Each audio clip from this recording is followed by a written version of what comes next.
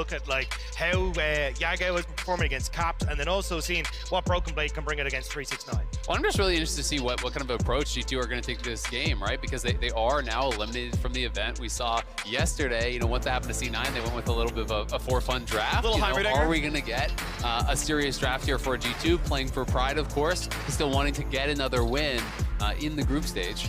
And I think the important thing on the playing for pride angle, because again, G2 cannot go to quarters, is finishing above EG in groups, right? They are both 1-4. They both have one game left. EG, DK, gonna be a tough one. G2, JDG, obviously tough one as well, but at least ending like, still got more wins than you. Like, that is pride that is still weeded better than you, and so I feel like G2 should have a shot at, trying to win this one. Also, honestly, JDG's wins haven't been the most big, like the stomps that we've expected at Worlds, right? They have looked vulnerable, so if there is a team that G2 could go against, it feels like it's JDG. At the same time, G2's 2 games today have been rough ones.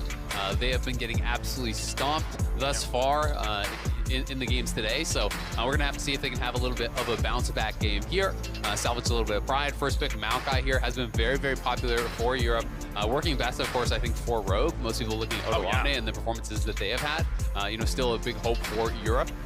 But we are expecting this probably to be mid or top. We have seen a little bit of Maokai support, but not very much, especially once we've actually gotten into the main group stage.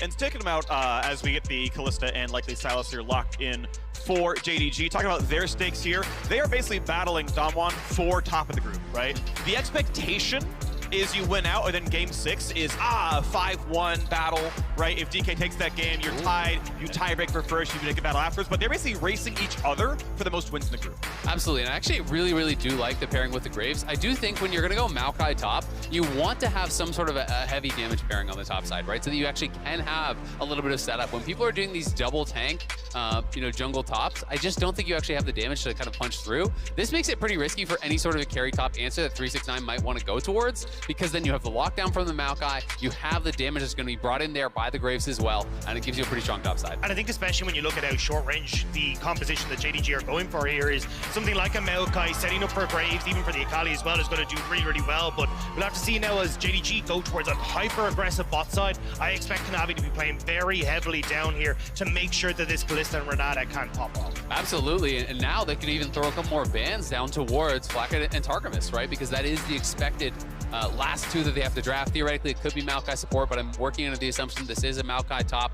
Throw a couple more bans down there, try to weaken up that G2 bot lane, and really look to punish here. Draven taken away as kind of that big early game answer, but Senna, Yuumi, Caitlyn all off the table. They can go to something like a Felios or whatever, but it is very vulnerable how strong this lane can be with Renata and Callista, and it's one of the big strengths. We heard them talking about it on the desk, but Hope really impressed me so much because he can play all the hyper scaling carries. He can also dominate with these early game picks as well, and it's given JDG such tremendous flexibility throughout the LPL. And we've even seen it Worlds as well, right? This is his 5th new pick as well at the World Championship, and that's been paired with something unique as well in Missing. This flexibility in the bot side has been a big standout performer, but we're still seeing Hope having these pop-offs like the desk was talking about earlier, so we'll have to see exactly how they want to try and play around this. This is a bit of a Kanavi special if he wants to go for it, but Kanavi has been a main stage carry for JDG. Highest goal per minute, highest damage percent of any jungler at Worlds, at least at the start of the day. I think we're getting Renekton on 5 then. Yeah, we are. There we go. We're going to get the Renekton in Italy, so they don't even care, man. They're just going to slap it down. We'll have to see how it can work out, because Renekton Italy is about as early game as you can get. Renekton Italy Callista. This is a game that if G2 can survive the early stages, they massively outscale when you're looking at Graves, Maokai, Tristana, Rel, all these picks that are going to be very, very strong in the later stages of the game. It's going to come down to execution here for JDG. Obviously, we saw Italy come out once already. Inspired did run it against G2. It did not look good whatsoever, but this is Kanavi. It is another beast, and this is 369 Renekton, which is so terrifying. 369 in playoffs on Renekton, it felt like anytime he locks it in, it's a guaranteed solo kill. And it feels like at the moment you really want to try and get Missing to be working alongside Kanavi as well, right? So it feels like trying to push in on bot side, then unlock Missing so it can actually play with Kanavi, set up for that vision that JDG have been so good at doing all year long. It feels like that's where they're going to be trying trying to support Kanavi and again see if they can go for those dives on top side. And while it is a bit of a surprising pick to actually see the Nidalee slap down here, Kanavi is not shy to stray away from the meta. This is a guy that was bringing out Morgana when no one was playing it. He's bringing out the Bel'Veth when no one was playing it, and now bringing out the Nidalee here. And you have to wonder, are they trying to bring this out against G2 to make Damwon worry later on, you know, about these picks, to make future opponents worry about the possibility that they could go full on early game and just run you over? I think it really could be helpful, you know, coming into that BO5 stage for the drafts, but they have to be able to execute on it. They have to be able to make it look terrifying here against G2 if they want people to respect it later on in the tournament for pick and ban. And I think it's great to see Kanavi kind of going back towards this style, right? We kind of talked about in the LPL in summer how he shifted to playing more towards his lanes, more so than what we'd seen in 2021 or even 2020, the last time JDG were at the World Championship. But now we're getting kind of go back to that 2020 style where in spring he was a big Silas jungle player, the Nidalee jungles, the Graves jungles. It feels like Kanavi's getting back to that position where he can show what he is worth and how to play carry from the jungle. Oh man, I love the banter. Yankos in all chat. Damwon Nidalee, wow. Yankos with all the Nidalee memes about himself as well. But will be a scary one. I mean, definitely, you know, if Kanavi can really push the pace here, this could be terrifying. He is playing Electrocute, so definitely going to have the early game burst here potentially. I'm interested to see, you know, how much it's going to be about, you know, looking for the invades and looking, you know, to try to steal away those camps. Alrighty, well, keep in mind there's a Prime Gaming giveaway, 150,000 RP to several lucky fans every single day of Worlds. Check it out. The lower third down there. Get in, get your free RP. If you get lucky, would be pretty nice. Broken Blade spotting out what might be an invade, but just sees that 369 is only spotting the jungle start. We'll try to see what Yankos is up to. The sweeper is on, missing Will. Yeah, be able to get the 10 gold shared over, they get the XP. And it's going to be the red buff invaded and started for Kanavi. And I like the start as well already, right? You want to be trying to play for Hope and Missing so they can play aggressive on the spot side, especially Hope going for the exhaust and ignite. They want to try and go ham in this lane, so having that map split could be really good for them. And I'm actually really, really interested to see, you know, if Kanavi is going to go back towards topside and try to defend his own top quadrant, though, because you have Renekton as a pushing lane here, and you do have Silas, you know, pushing through mid, so he's actually going to retreat back to his own red and go for the drive-by gank on the Caps. Caps wants level 2, though, doesn't get enough minions to make it happen. There we go, finally has maybe a Shuriken flip. Is he the energy? Out goes for the stealth, and he will stay alive. I just think this is such smart pathing here from Kanavi. Yeah, you could play split map, but you want to play to the side of your Renekton. You have a pushing lane top, as Broken Blade's likely going to have to recall here. You know, 369 was proxying the wave you can see on the mini-map. Yagao was pushing so heavily through mid, really trying to contest this to make sure there's no opportunity for Yankos to actually counter-invade and take away the enemy red. So now Yankos is just going to have to take the L on this and accept that he's going to be down a couple camps. And you can see Kanavi cheats up towards topside, takes the Raptors. Now he's going down towards blue, so he can actually have a late take on the red and then use that potentially towards a top lane gank later on. So I think this is really, really smart, and there's not really any opportunity for Yankos to get something back. And it's only going to become more dangerous as well for Yankos because you've got help in mid now for Yagao. He can continue to bully out Caps. You've already got control for 369 on top side. Bot side is fully in favor of the pushing 2v2, so Kanavi can now play off of pretty much any side of the map he wants. Flash engage going to land there for the first stun. Hope could be the easy target there. Going to stay in range. They blow up the cask, and it's first blood into a jump. And missing, might be missing his entire health bar. Stun's going to land. Another rocket jump available, but still, it's going to be the 2-0 start of the bot side. And that's just a sloppy play from Hope and Missing. You know that Yankos is on bot side. He got spotted out by all that vision you put down early, but staying around too long trying to crash that wave, and great punish from Yankos to get in there. Yeah, great punish from G2, but I agree. Very, very sloppy stuff from JDG. That was literally warded out, right? Like they saw that Graves, they had 3 wards actually in the enemy bot lane. They have now expired, but they should know exactly where Graves is. They knew he didn't go up towards topside, so pretty shocked that they just played that disrespectfully to the enemy jungler, and now you give over a couple of easy kills here, 1 to Yankos, 1 towards the Tristana, and now they're not really even behind at all. You know, they're looking really, really good. Oh, that was so nice, though. W flash into Crashdown is, I mean, that's just really good by Targamas. Yes, they should have been autoing him, but that is honestly perfect play from the G2 support. Yeah, it just feels very, very strange here that you're not expecting that to come through. You've already got the wave crash. You could have just reset, gone back, spent your gold, and come back in. But now, kind of giving over that pressure on the bot side, I like that Targamas immediately tries to help out mid as well, because just trying to correct some of these lane states can then make it very difficult for Kanavi to actually have the support he needs if he wants to try and keep Yankos in tow, especially when you see that CS discrepancy in the jungle. Well, yeah, I mean, there's a big CS discrepancy, but Jankos is up gold now, right? Yeah. Because he actually got gifted, you know, a pretty free kill there and the assist, and Jankos right down towards bot again. X-Flash coming in, they're going to go for this. He's going to get the flip back into the stun, into the rocket jump, the combo they wanted to go for, and Hope is certainly going to die. And can they get a bit more, though? Gets the rocket jump to push in for the next one. There's the reset, and missing. He's going to drop a double kill in for Flacket. G2 are crushing the JDG bot lane, playing so disrespectfully, and Jankos is down here time and time again. G2, 1.3k gold ahead here, only 5 minutes in. 3 kills on the Tristana, full 1k up on Hope. Oh, that's Broken Blade with no agency left. He's got no he's mana. dead. He can get his passive and a grasp off maybe, but the Kanavi jump in. They're going to find the stun and the javelin and everything they possibly need. He can't even drop back without mana to cast spells. The flash javelin to stop the recall gets him a kill. Finally, JDG gets something back, but I don't like watching angry G2 because they are looking so good at the moment. And the fact that they're playing around this Tristan on the bot side as well means that it becomes very difficult now for Hope and Missing to have pushing that bot lane. They can start to put pressure on towards the tower, start to get plates. And even if you want to look at Rift Herald as well, having this pressure on bot side is fantastic. I mean, they just need to start playing with some respect towards Jankos. You know, Hope and Missing are not paying the respect over to this Graves that he does deserve. You have Nidalee getting deep wards. You have Nidalee invading constantly, taking away the camps. You should be able to know, you know, where that Graves could be to play a little bit more carefully around that. And you can see as a result now, G2 have a great way into this game. They are only 200 gold ahead, 400 now, excuse me. But it's a massive Tristana this early on, and Flacket will have the opportunity to carry this game. And that's where I start to get a little bit worried as we go Caps and Yago. Well, that's an Akali ulti taken. Can he fight? Yes, Sweeper's gonna spot where he's moving. R2 is free targetable. Doesn't go for any more. I don't know if Cap's gonna be able to flash it and lock onto the tower, but doesn't go for the play. Yago just about out of mana there as well. You'll see picks up a little bit there, so didn't have the follow-up, any sort of ability after he got in for the perfect execution, so decides to call it quits. JDG, though, using that pressure in mid, now moving down over towards this dragon. Well, now you're gonna go for it. JDG somehow managed to have enough control over the bottom side to grab first Drake of the game. And we're still a minute away from Herald to spawn, so it's time for supports to recall and walk over. Jungle's gonna do the same, and with Renekton obviously winning up on the top side, you can see 500 gold to his advantage. There's a chance JDG get both objectives.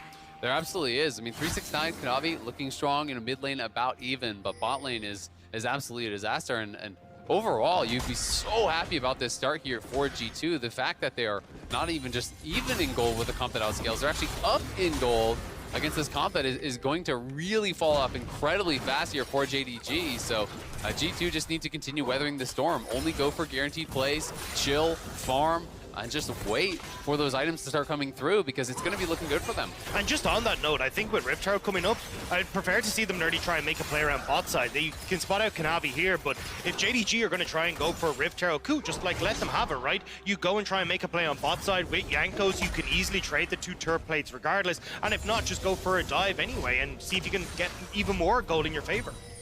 Well, honestly, like, I'm not even sure they need to try anything. Just farm. As long as Jankos can protect these lanes, right? Like, they're in just such a good spot here. There is a slight gold advantage for Kanavi, but still, I mean, Jankos has gotten 3 assists. You know, he got that early kill. Flathead's looking great. You know, your lanes are doing just fine. Broken Blade will struggle a little bit here, but overall, things are looking really, really good. Jankos going to be going back up towards topside, though. 369 could be in trouble. Find a bit of CC. He's going to double dash back away. Pops ulti for a bit more health bar. Gets the empowered Q, and now with Kanavi behind him, he's going to be okay. I don't think Broken Blade can get any more CC down. That is an ulti for an ult. TP back in. Everyone's going to be okay. Well, it could give G2 prio towards his Herald, but here comes Kanavi. Oh my god, that burst. I mean, you're going to get the trade on bot side here for G2, so as long as they delay JDG on this Rift Herald, you can see Hope and Missing have already moved up to the top side, so you're just giving Flacket time in this bot lane turret. The Tristana will happily take this, so still you are going to be trading relatively effectively here as G2. Absolutely, I favor this trade for G2 pretty heavily. If you can actually get that second plate, solo gold onto Tristana, it's going to be close if that goes down or not, but it will be the Herald on the top side, and again, they're going to look for 369, who has no ulti, but will be able to walk it out. Might have red smite there on Jankos' side as there are still 4 top side, and this could be the entire tower dying. Just got some alone time, but yeah, that actually could have been a pretty good Sylas combo. Jump in, land a stun, ulti would nearly kill. But if they want to summon here with 4 there, well, with Caps walking up, looks like maybe there's no play. This is the chance at a 4v4, and they don't go for much.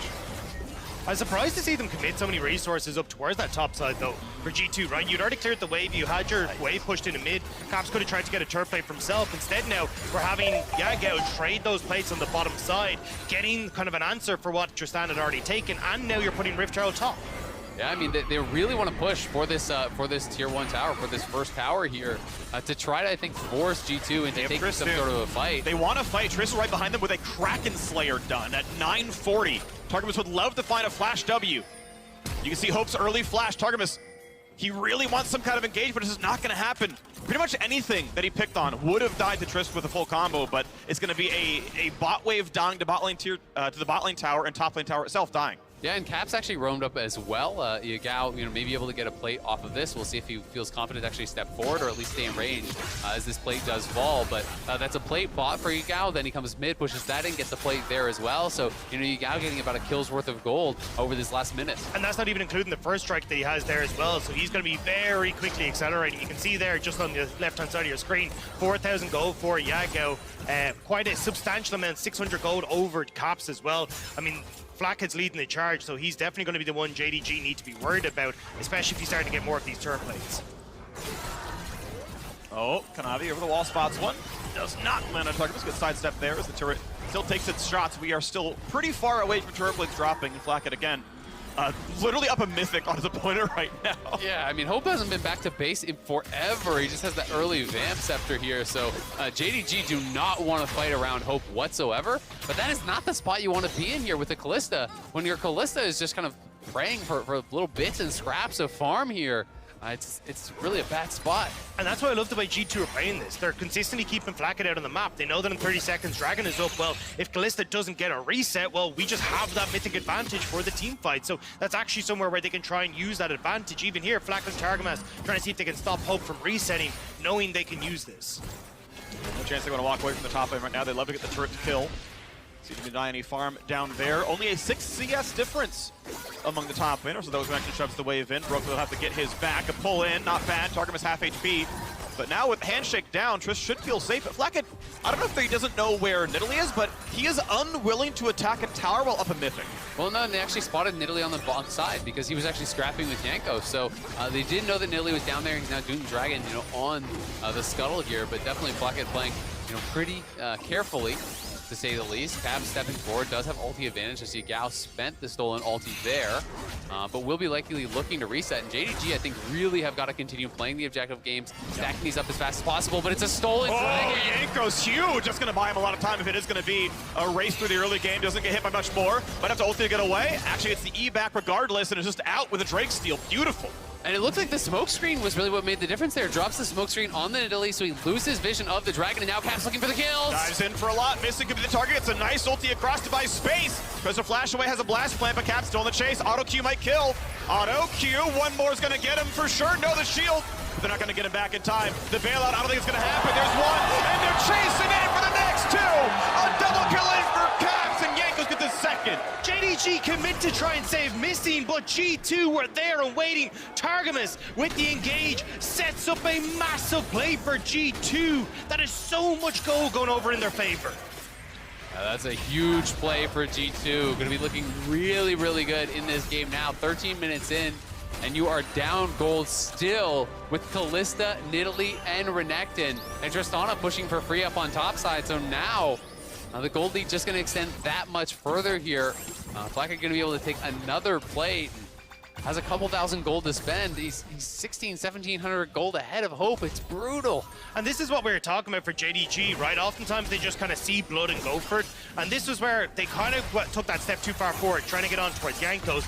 It's a good answer from Caps coming in here off the reset, and trying to save Missing was just that way much of a step too far. Missing goes down. There was no need to try and commit for this. And the second they do, Targamas is there and ready. It's just been a lot of weird fights here from JDG, if I'm going to be honest. I mean, they knew that G2 was around. The Graves ulti had already been spotted. The sweeper is used there, to actually remove the vision from Targamas. So they know everyone's there. They have the information, but they just elect to opt into these fights, and they're just giving no respect to G2, and they're getting punished. And that's why JDG have always kind of been a team that even in the LPL, although they had the highest series win, their game score was a little bit of a muddied mess because they'd have these games where they would over-aggress, they wouldn't respect their team, or the opposition, and would end up giving over a ton of gold, a ton of opportunities in these early stages. It's the mid game where they could start to bring it back, but I mean, the gold is still relatively even. And it's done though, kind of in your hair now as well, as Caps jumps backward, says, you know what, now I can fight you, get off the cooldowns left for me. Bugs around, tries to find it, nearly the kill, but Caps, he overplays in the 1 versus 2. But here comes G2, Broken Blade is here, he's TP'd in, Kanavi's gonna be in trouble. Quick heal, there's the ulti, flashes the root him up in place, knock him forward, Broken Blade finds 1 kill, but he's under the tower. He's gonna flash in to be 1 for 1. There's no way Yagao doesn't get him here, right? At this point, he's gonna get the slows, getting the rest of the abilities. So Broken Blade burns his flash to trade equal gold, but in the bot side, Flacca knocks down a turret. Yeah, and his teleport as well there. It was a really nice stolen Tristana ulti from Yagao to make sure that it was a one-way trip, just ulting Broken Blade back even further there.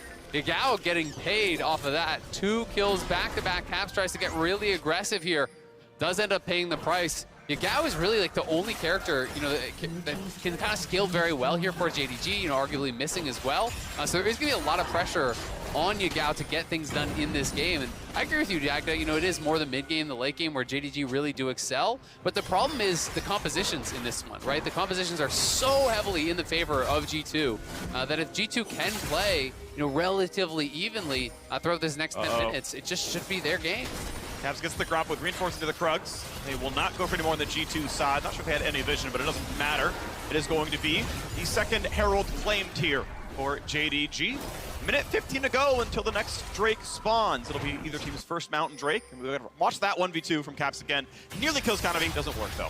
Yeah, I mean, nice opportunity here for Caps to try and turn around, right? Realizes that there is no cooldowns left available, but just ends up going that little bit too far forward. This turret shot and the damage coming through from Yagao off the passive auto attacks was just that little bit too much. And G2, this is a classic thing that we see from them in LEC, right? Where they will TP, try to commit to a play, catch people off guard and start to snowball these leads. But unfortunately, Broken Blade gets pushed underneath the tower and ends up giving over another one back in favor of JDG. Yeah, the stolen Trist on ult, very clever there, just knocking Broken Blade in.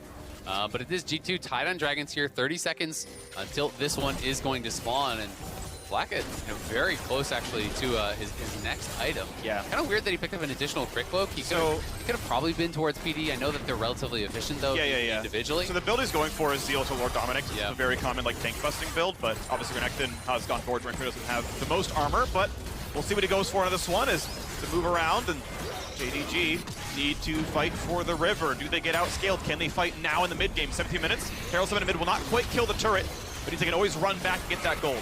Yeah, Gao's doing a lot of work here in the backline though. Caps and Black at low. Targamas! Done from 3-6-9. Target the backline, hits on a 3. Berserk buys a bit of time. Hope gonna stay alive for now. Shieldbow on Caps zoned out. And Targamas drops the engagement, but the team cannot help. Thank you to Renata Glass. Jankos is low, stunned, killed by 3-6-9. And a double kill for Hope.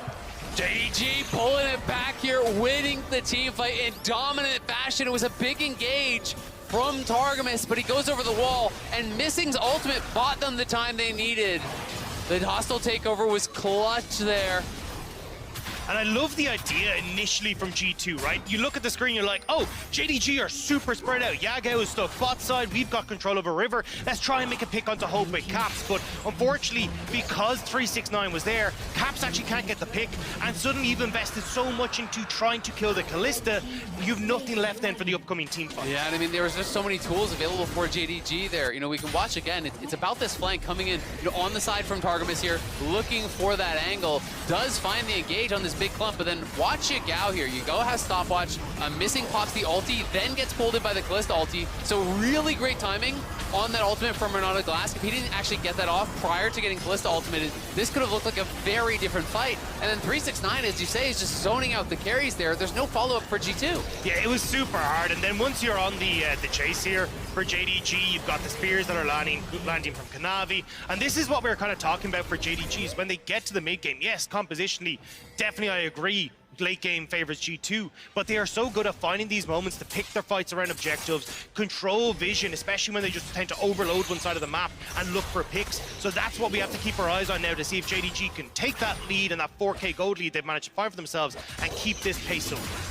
And I think the pace can keep going. We are seeing a damage split out of 369 actually rushes the Gorge Drinker. I know in the LCS we see a lot of Ruin King Sunfire, but actually, globally, the more common build actually has been Gore Drinker by a little bit. So relatively common build here onto the Death Dance second as well, so he will be a big damage threat. And I always feel like if there's 3 melee on the other team, Gore Drinker is just super high value, right? You know, you're looking over, you see Rel, you see Akali, you see Maokai, even Graves relatively short range, so there's a high chance you can get one of those really big Gore Drinkers off in the middle of the team. You know, 369 is incredible on this Renekton, always finding the right angle to enter the fights. You know, if you can get in the mix, get in power Q on multiple, get that Gore Drinker on multiple, it can go huge. But now they're looking to wrap around here on Yagao. Counter TP coming through, but will be a 3v5. Flash away from the jungler. What's going to find him for? There's the root. There's the combo. A quick shutdown. Does 369 survive this one as he joins on in as well? The Berserk going to hit almost nobody. A single auto from Targamas. 369 holds the front line still. Ulti on, finds a huge stun in front of the turret. Caps will die. Caps wants Kanavi. No! He can't get it! And it's another huge set of shutdowns. A sidestep for Flak and a jump away for Jankos. But it's over the wall. It's Hope, and he's going to extinguish the last of G2. The Ren's got to be up in a second. The javelins, the spears stick in. Ren's him asunder.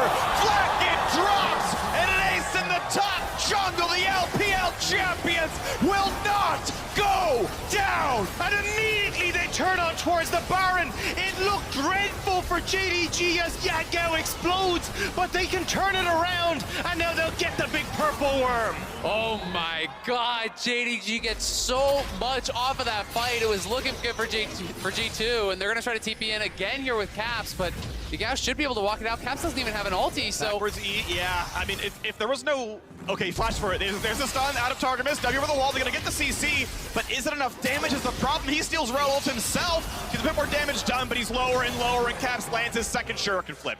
Important kill there for G2. They needed to get something back to try to stifle the momentum here that JDG is building. So Caps coming in, and we can watch this one more time. The initial play, you look at the mini-map, you know, it's Flathead coming up here. It's everyone here arriving for G2. 5 members are there. They get the kill on Yagao right off the bat, but then Caps again diving a little bit too far forward. He has a great sidestep on the ulti from missing, but then as he goes in here onto Kanavi, you can see Hope has now arrived. 369 again, just crushing through those frontliners. Kanavi lives, and it all goes pear-shaped. Also, just a great ult from Hope, working with Missing there. Gets the knock up onto 3 members of G2. It separates Caps from the team, so 369 able to go back, deal with the Akali, and then JDG can follow up.